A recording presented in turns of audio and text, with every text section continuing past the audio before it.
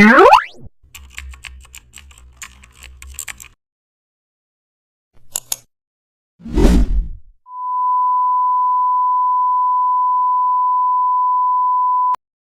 back to the channel, and don't forget to like, share and subscribe for more updates. Today we are diving into an exciting tutorial how to remove unwanted people from street photos using AI removal tool.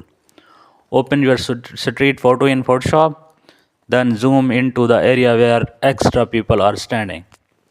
Then select the AI remove tool from the toolbar and gently paint over the person you want to remove.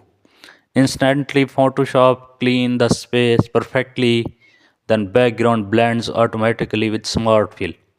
Now adjust brush size for tiger corners.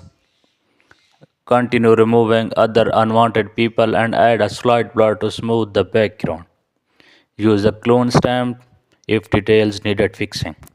In